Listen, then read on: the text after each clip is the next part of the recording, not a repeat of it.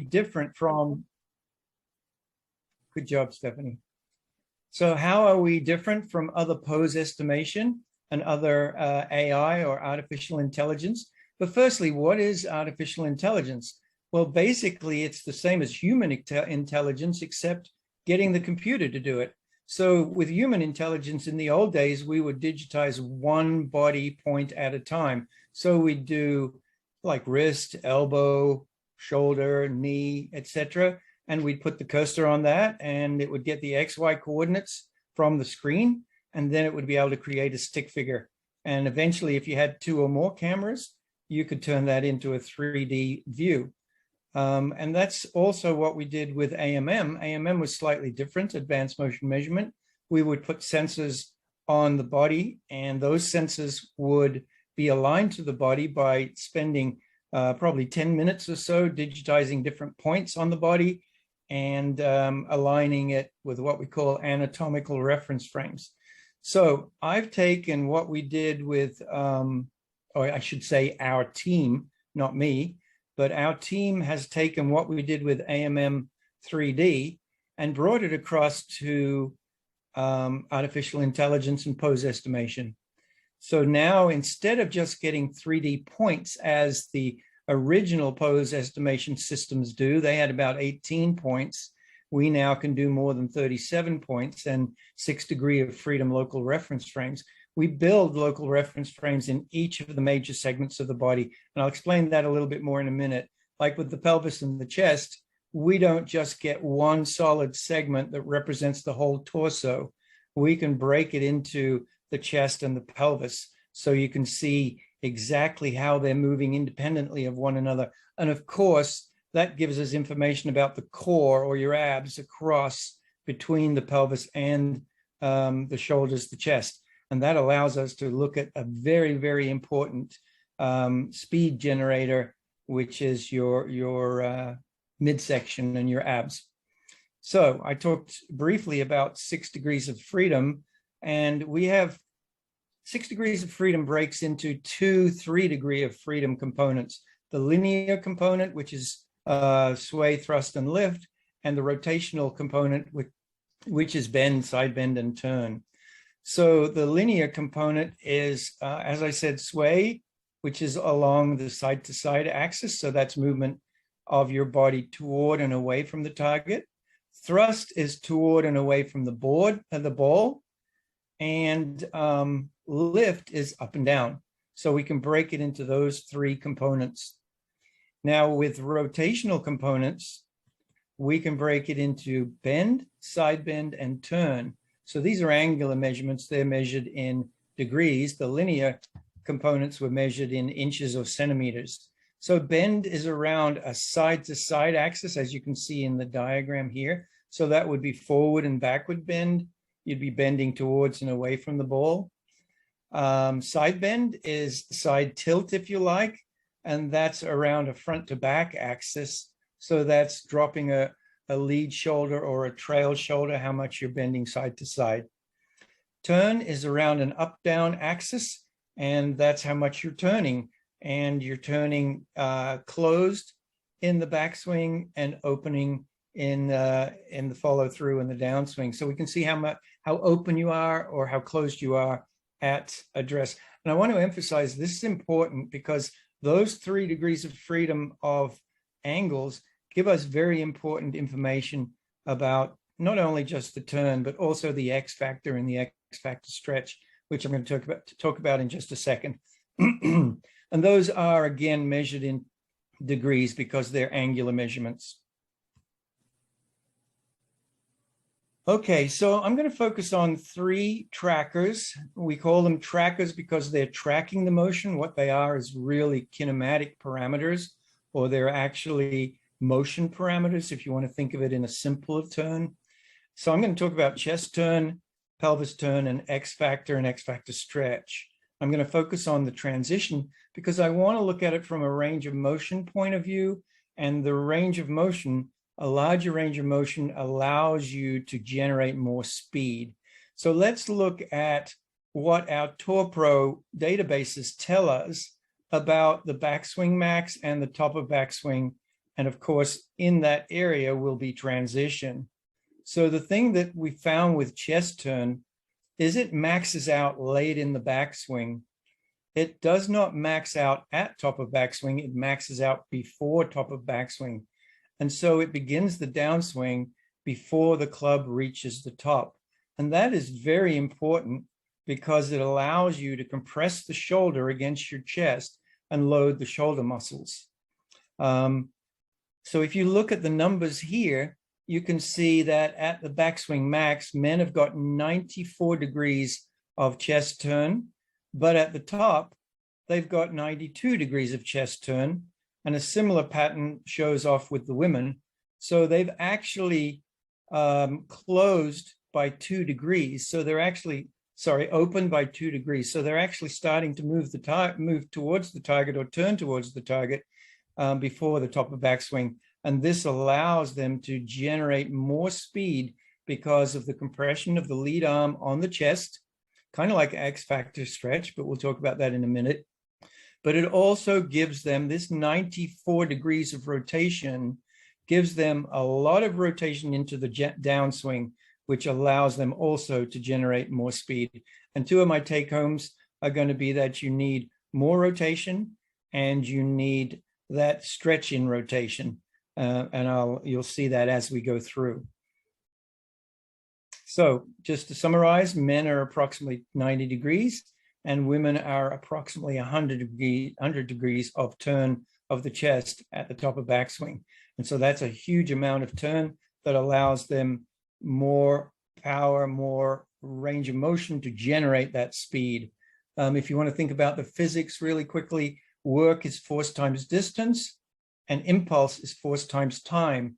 So the two factors in both work and impulse, and by the way, impulse is what changes your momentum and allows you to generate more velocity. The two terms, one is time and one is distance. So if we can increase time and we can increase distance for while we're applying a force, then that whole thing, those numbers can be much larger and lead to a higher generation of speed. Okay, so that's chest turn. Pelvis turn, we'll focus on transition again here. And something similar appears as we just saw in the chest turn. The pelvis transition is before the top of backswing. So you'll see that it maxes before the top of backswing and then starts to close into the downswing. So I'm sorry, again, I said misspoke there. It begins to open into the downswing, which is this curve right here. So the pelvis transition is before the top of backswing, and that creates a stretch in the ab muscles and creates muscle loading because the upper body is still going backwards as the lower body is turning into the downswing. And let's look at the numbers in our data set here. You can see that at the backswing max, the men pelvis turn is 48 degrees, and at the top of backswing, it's 45 degrees. So they've already turned what, about 47 degrees? Or is my math pretty bad there? Let's see, 45, yep. And then 51 to 48 for the women. So they've gone 3 degrees. So this is what we call the X factor stretch. And I'll show you that in just a minute when we get into the X factor curves itself. So the take-home message here is that the pelvis is turning into the downswing while the upper body is turning into the backswing still. So what happens when we look at the difference between the chest turn and the pelvis turn? That's how we get the X factor. The X factor is the differential between the two, as if we're looking down an axis through the chest down through the pelvis. So that axis moves with the body. So at transition, we see that the X factor, the differential, is 48 degrees for the men and 52 degrees for the women. The women tend to be a little bit larger in their turn values, generally because they're a little bit more flexible. But you'll see that the X factor continues to increase in a negative direction here in the curve during the downswing. So your X factor does not max out at the top of your backswing. It keeps increasing into the downswing. And what that does is that puts a stretch on your abs, on your midsection, and those muscles can fire more strongly when they're stretched, when they're loaded. They have a more powerful response, if you like. So if you look at these numbers and you subtract the maximum downswing X factor from when it began, which was at pelvis transition, you'll see that we went from 48 to 53, 5 degrees for the men. And we'll also see for the women that they went from 52 to 59. So that's 7 degrees for the women. So that relatively large X factor stretch. Keep in mind the X factor stretch is the increase in the X factor. And the X factor also needs to be large. We found that there is a direct correlation between a good X factor and club head speed. So a relatively large X factor and a relatively large X factor stretch are needed to increase your club head speed in the downswing. And I think Jonathan's going to talk about that a little bit as well. So finally, and before I pass it over, my take-home message here is that for high club head speed, you typically need a large range of motion in the backswing, and you need extra muscle stretch at the transition, that being the X factor stretch. But the X factor stretch principle of increasing the tension and increasing the stretch on the muscle works at the other joints as well. It works at the shoulder and it works at the wrist. And so that's a kind of in summary. I do say typically here, because of course you can overdo these numbers. If you end up having too much range of motion, sometimes it could be potential injury, or it could be more difficult to get back and less consistent. So large range of motion, controlled range of motion, and extra muscle stretch in transition. So now I'll pass it over to Jonathan, and he's going to give some examples from Oklahoma State golf team. Thank you, Dr. Thank you, everyone, for tuning in. Everyone at Sportsbox for giving me the chance to come on today and just share about how we're using it. Like they said at Oklahoma State University, it's really an awesome tool, something that I'm always excited to learn more about. And I hope some things I can share with you today gives you, some excitement about continuing to dive in as well. So, I know personally for me, I do have a background in, kind of in biomechanics and golf, and I've done a lot of the 3D motion workout at TPI when I was a former player. And so, I'm around it, but at the same time, there's still a real learning curve. And every time I get a chance to attend a webinar or talk to Dr. Cheetham, I'm constantly learning. So, feel like it's a great tool, but something that we all just are still kind of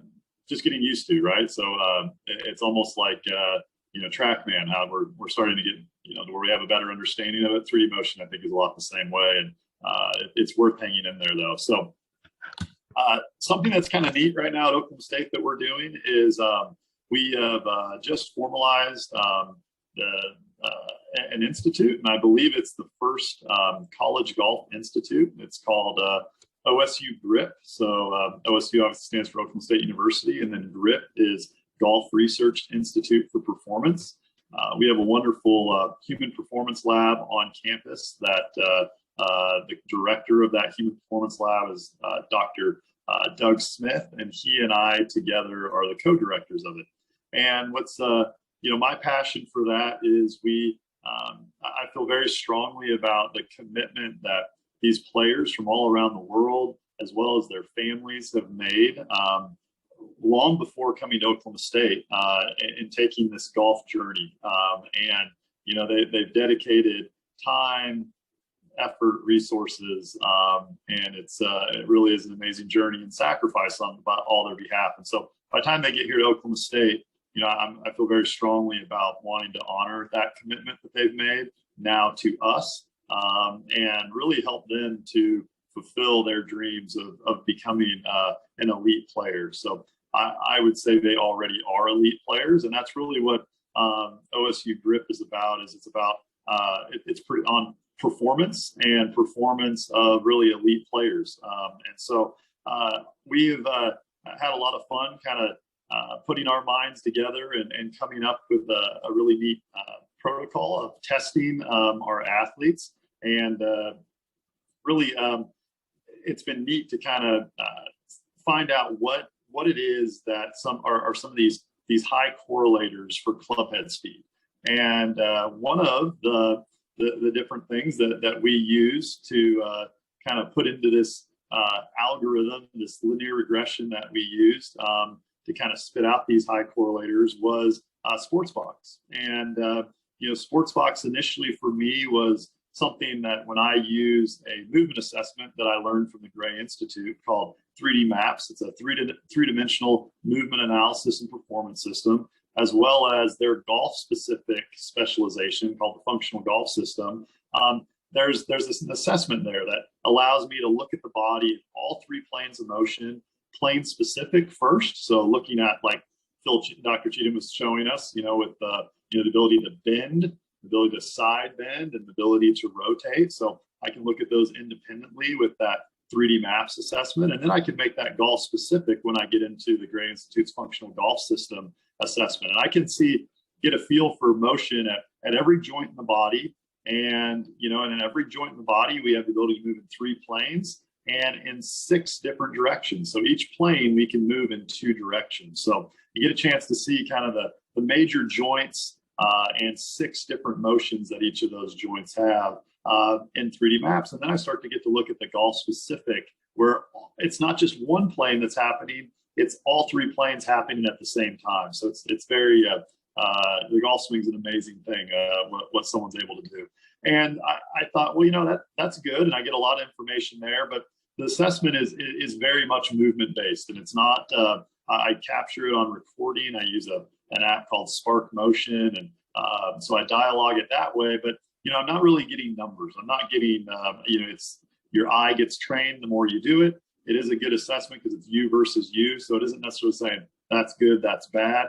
You can see if there's maybe not adequate amount of motion or stability that you'd like to see. But at the same time, having some numbers, concrete numbers, was where I got really excited about with Sportsbox. And, there's nothing more functional to assess than the golf swing itself. So if I can use Sportsbox to kind of go along with this 3D motion assessment that I was doing, I felt like, well, that would be a kind of a match made in heaven. And so as part of OSU Grip's assessment, a lot of really neat power assessments that I'll share with you. But one of the things was using Spark Motion. And so initially what we did was what Dr. Cheetham just talked about. I gave kind of max pelvis rotation numbers, max chest and shoulder rotation numbers, as well as then their max X factor. So not X factor stretch. We haven't done that yet, but max X factor. And it's kind of neat to hear how we were just all shared about how actually having a high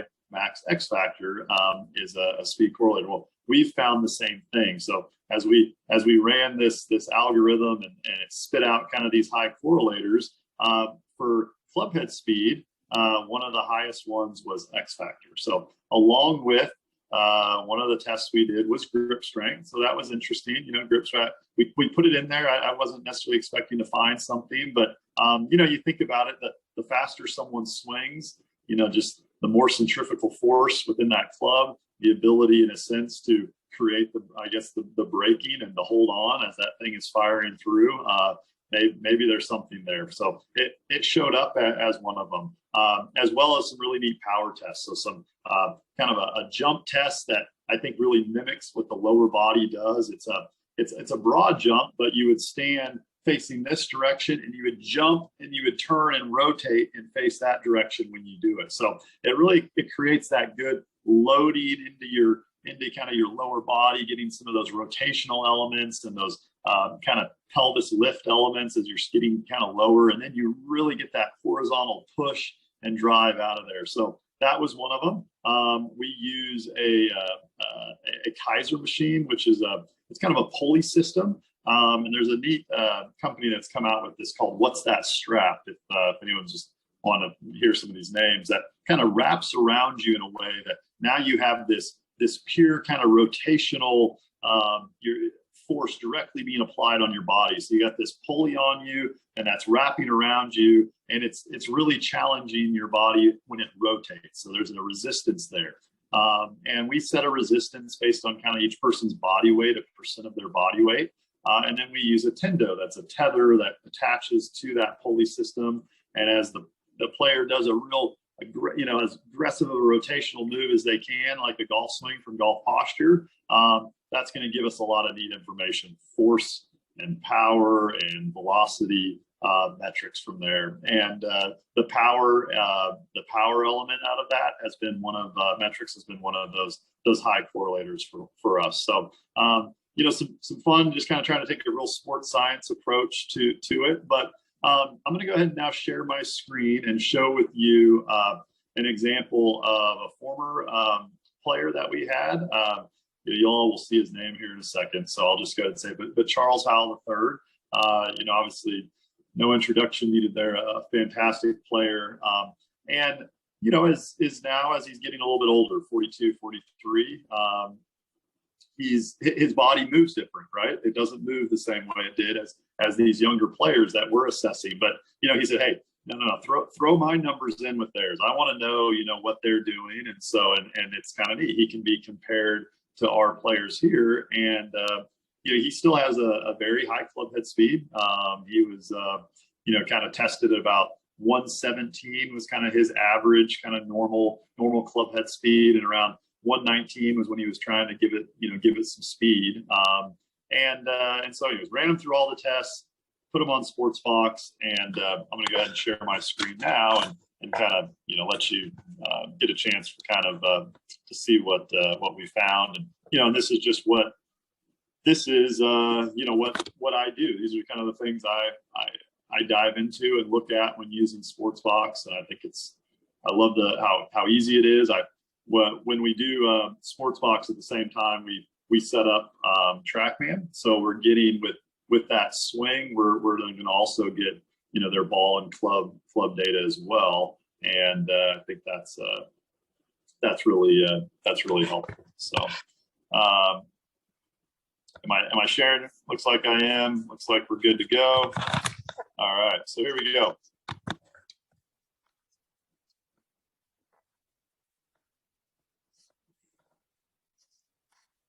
You can move me out the way to the side.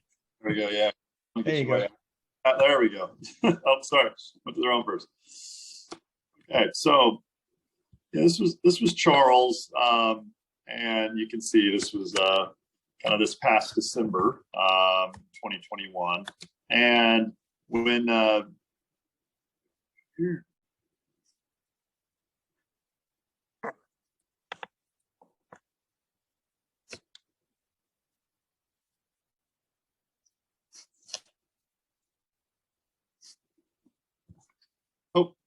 I'm sorry. I have this started somewhere, so let me just.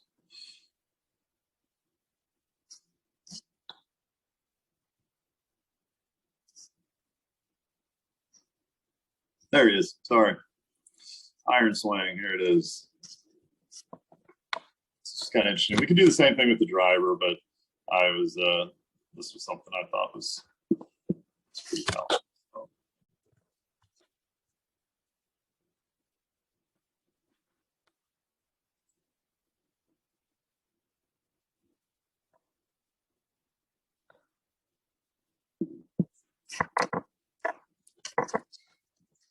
I like to go to 3D split. I just kind of enjoy kind of seeing the live swing with it at the same time. I then will hit that kind of drop down menu there to kind of so I can then see the numbers going. So once I hit play, I then usually like to take my thumb and kind of get a hold of the toggle and just kind of run it through itself. It's sort of one of the things I like to do. So get it playing, get a hold of it.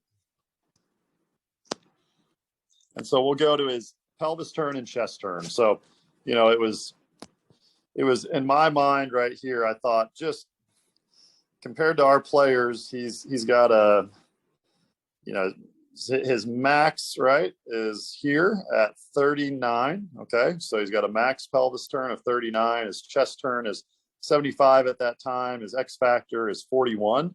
All right. So, you know, a 41 degree of X factor. I think, you know, for our players, that's pretty low. Now it is an iron, but still pretty low. And then, you know, we know, okay, well, at that point, Dr. Cheetham's taught us that when does the pelvis start to go the other way? So if we look at what his X factor is now, it's 41 degrees. The pelvis starts to go the other way now at 38. So what does it get up to?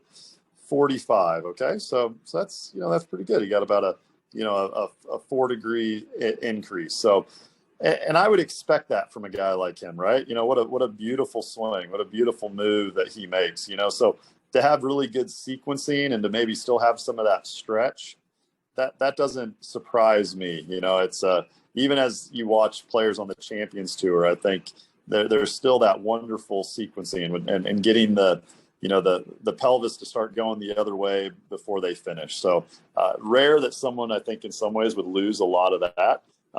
That's just my opinion. I'll hopefully, as I keep doing this more, I'll have a you know, a lot more of a sure answer for that. But if I then go to what was kind of neat was I gave him exercises from our Gray Institute functional golf system that first were really about increasing overall rotation, pelvis rotation, and shoulder rotation. So I was really, really interested in kind of maxing that out. And then I started to do exercises that were trying to help him be able to go the other way. So not just rotate into his backswing, but start to then create that good separation where he rotates into the downswing, which, you know, can really increase someone's range of motion. And so here's kind of what's kind of neat is here's his next kind of swings. He was now in Hawaii a couple weeks later. So he'd been training these things. And as we get to the top of his backswing, he's not actually rotating his pelvis really anymore, you know, just the, you know, he's rotating it less, but he's getting a significant bigger shoulder turn. So now, you know, now his shoulder turn is up to 80 degrees. Or even higher, right? 83 degrees. So he's increased that tremendously.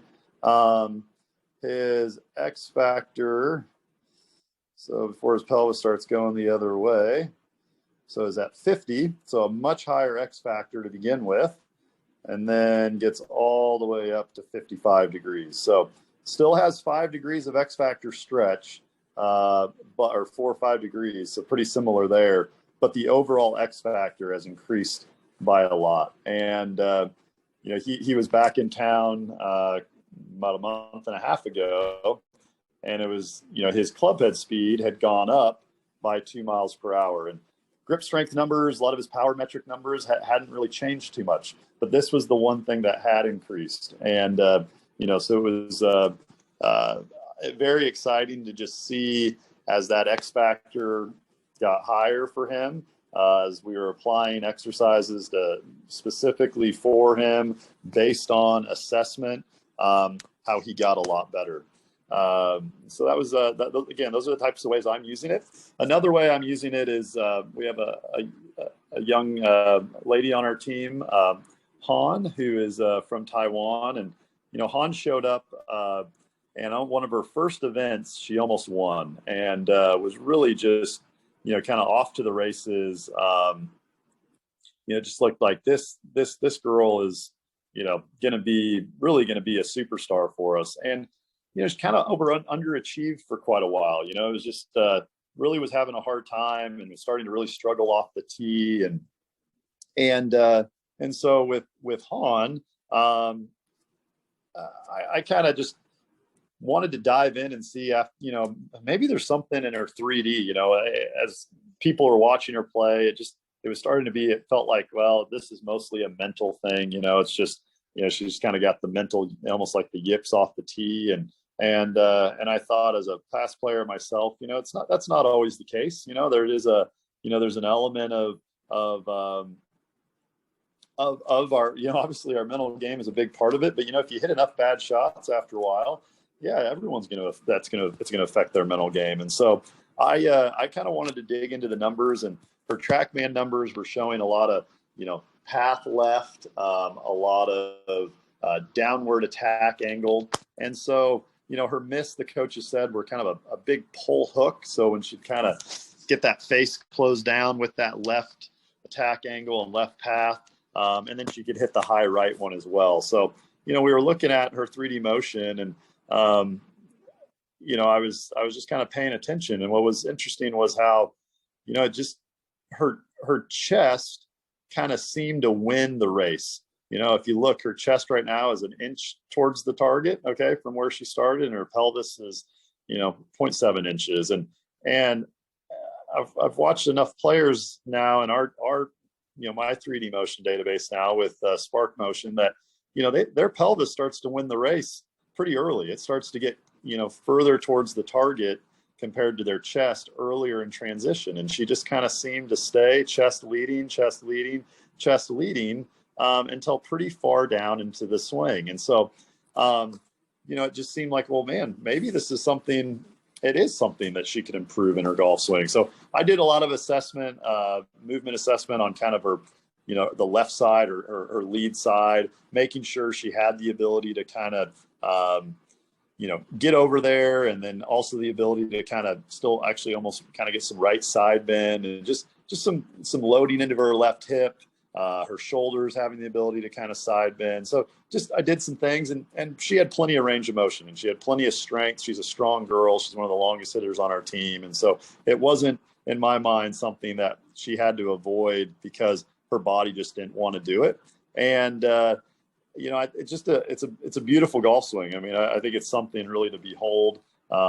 It's amazing watching her hit the golf ball. And so we really just did some simple things. We kind of tried to, give her the feeling of getting started a little bit sooner in the downswing, gave her some drills in the gym, where before she, just before she finished her backswing, just kind of in here, she just felt like she started to get going with those hips towards the target a little bit earlier.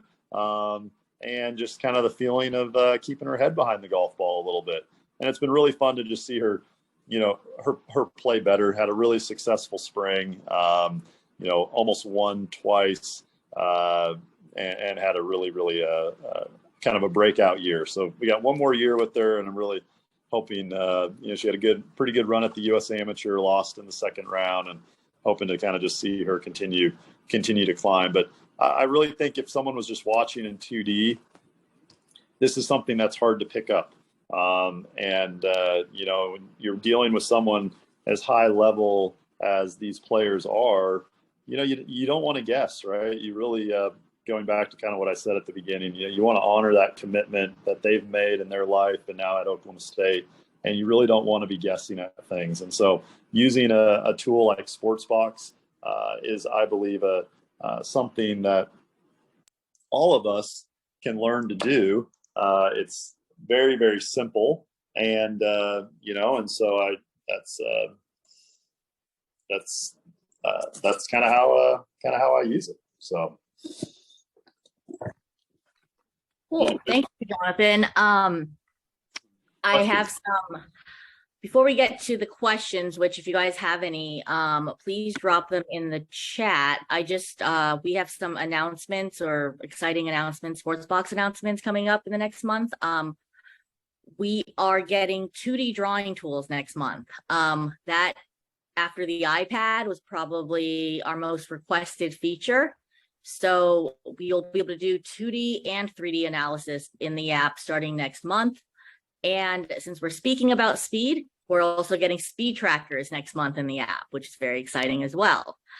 And then we are also, we have a new UI. So on 3D screen, you'll be able to use your fingers to rotate the avatar, which is kind of cool. That's a nice extra effect. And I just wanted to remind people, if you guys are PGA members and you want MSR credit, please email Ryan Crawley, Ryan C at sportsbox.ai to make sure that he sends in your name and you do get that credit. But again, thank you so much, Dr. Cheetham and Jonathan. That was a wonderful presentation and really cool on how you use Sportsbox with the team. I think a lot of us can learn, or a lot of people I'm sure can learn from that. It's very valuable. Do you guys have any questions?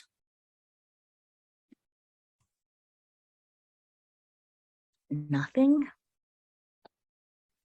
Oh, okay, here's one. We have one from Mark McRae. What tools are you using to measure grip strength, and are you measuring ulnar deviation? I assume that's for Jonathan. No, not measuring ulnar deviation, but measuring just using one of those good old, been around for a long time, where you squeeze that. I don't exactly know the name, but and it's going to gives us in kilos, kind of what their amount of grip pressure strength they're applying to that. So the grip dynamometer. Yeah, there it is. And so we've seen good numbers. Our highest are kind of in that 64 kilos, and then we have others that are pretty far down there, all the way to 50. So it's a pretty big discrepancy. But that's what we're using. I have one for Jonathan. Hey guys, nice to see you all. So I think there are some unique challenges to being a college coach, responsible for a college player who comes in as a, accomplished amateur, big expectations. They often have swing coaches at home. How do you strike a balance between, seeing something in their swing, wanting to fix it or guide them, but also being mindful of what they came with, how do you communicate, I guess, effectively with the student and also their swing coach? Right. So I've had, several of our players who, like the fact that I upload the swings, and they sign up, and so they are able to get those swings, and then they can kind of share that information with their coach. So it's just nice that, in a sense, I could be here for them to record that for them and kind of catalog that for them, and then they can have that and report back to their coaches. From there, I've had a coach that then kind of wanted to, hey, what, I was looking at that. What were you seeing? Maybe you've been looking more than me, and just have a conversation with them about it. So that's been a nice thing. And in the case of Han, she didn't. Her father had been her longtime coach. She wasn't working specifically with someone, and so she was kind of open to some ideas if I had some for her. But then also, I think one of the best ways for us, how we use Sportsbox, is try to use it regularly. So you can see you had about 8 sessions going with kind of each player. Well, I've really only had it since been using it not that long, and so to be kind of every so often checking in with them. I kind of take notes of, are they hitting it well, or are they not hitting it well? And I'm as interested in kind of in both, and if we can start to over time, maybe we see where, hey, when they're hitting it well, this is kind of what they're doing. Maybe something in the 3D motion will show us when they're not hitting it well that has changed. And so, not that we're their swing coach, but just another way to just kind of measure them. So I think it's a great tool to use when someone is hitting it well, and to capture that. And because no swing is perfect, there's not a perfect way to do it. So if you can just capture what they do when they hit it well, maybe they have a better chance to repeat that and not stray from that. See, we have, this is not directly at well, from Justin Hicks. The PGA and LPGA numbers that Sportsbox provides are with the driver. Yes, they are. Would there not be some differences with iron numbers versus driver numbers? Yes, there definitely are. I think Jihei might be able to speak better to that, but I think we are working on getting Phil, why don't you speak to this, because you've been working on some other data, like other databases that we will eventually put into the app. Yeah, we're working on new databases for the mid irons as well. Those will be in the app. We're working on the female database and the male database. So yeah, we're doing our best to update the databases, and for sure the numbers are different. But still a guideline to look at and give you somewhere to start. And also when you're using watch list, you can modify those numbers how you choose. So if you want to make them higher or lower, or make the range a little bit wider or narrower, you're at liberty to do that in the watch list. They're kind of a guide just to get you going. Yep. And then from Paul Castor, does Ryan see any other metrics that correlate to high speed players in terms of assessments he does? Ryan, like Ryan Crawley? Jonathan, sorry. Okay, I was like, wait, what? Yeah, so Jonathan, do you see any other metrics that correlate with to high speed players with your assessments? With Sportsbox or with any assessments we're doing, I guess would be the question. I'll just say, I'll say with Sportsbox, so far that's all we've used. Talking with Dr. Cheetham, we're going to start taking a look at pelvis lift numbers. Again, the speed that happens is more important than just the amount, but we're gonna kind of take a look and see what some of that looks like. But definitely our tests, are measuring the body, kind of the hips and the cores, rotational velocity and power numbers, and those tend to be a real high correlator, as well as someone's kind of hand speed. So we do kind of a chop test as well, using the same type of a pulley system that has a certain resistance to it, and a tendo unit, and those power and velocity numbers as well are high correlators. So nothing really new there. Those are, I think we've all kind of known that those are things that are high correlators, and are, in a sense, that the ability to rotate your body quickly, and the ability to have fast arm speed at the same time, and hand speed are things. But it's fun to be measuring and starting to have numbers with those, and kind of track those on our players over time. And last year we round of assessment with our players in November, and kind of took our last round of assessments with them in kind of the start of April, and it was just really neat to see all of those numbers increasing. So golf is multifaceted, so I think that's a combination of gym work, but a combination of work they're doing with their coaches, work that they're maybe you name it, and but at the same time, all of their club head speeds improved 2 to 5 miles per hour during that kind of 5-6 months window as well. Yeah, if I can just add to that real quickly, the correlation to club head speed, and you mentioned it, is turning speed, how fast you can turn. And so we've got the databases, and another thing the databases allow us to do, other than just look at the ranges, they allow us to do statistical correlations between club head speed and any parameter we want to look at that we're able to measure. So I'm very excited about the fact that we're coming out with the kinematic sequence soon, and we're coming out with other speed measurements. And so we've found from our research that peak pelvis rotation speed in the downswing, peak chest rotation speed, peak lead arm speed, and obviously club shaft speed, angular speed, all of these correlate directly to club head speed. The higher those numbers are, the higher your club head speed is going to be. And of course, hand speed as well. That's an interesting one.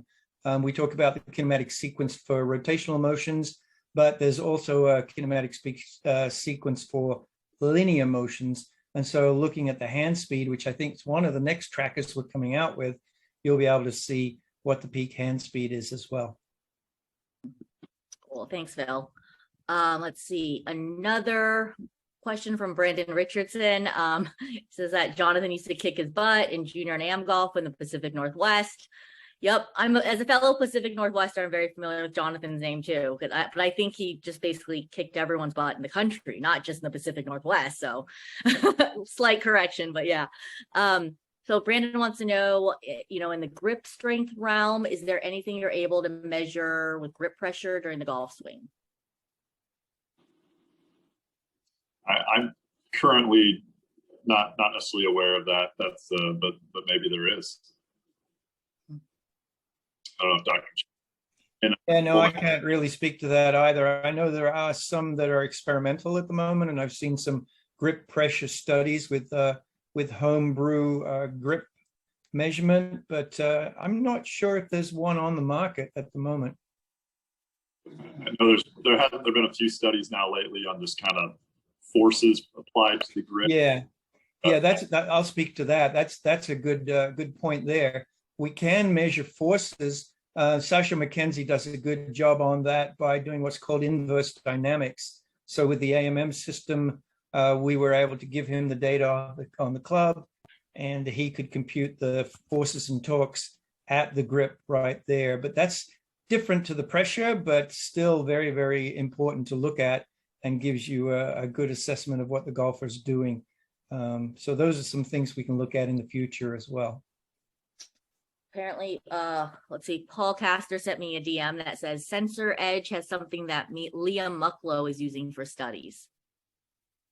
Yeah, that's a good question. I'll check with Liam on that one then. And I know he's also doing baseball batting as well. And then let's see, another question from Pierre, best drill to improve X factor stretch. Anyone? Jonathan, yeah.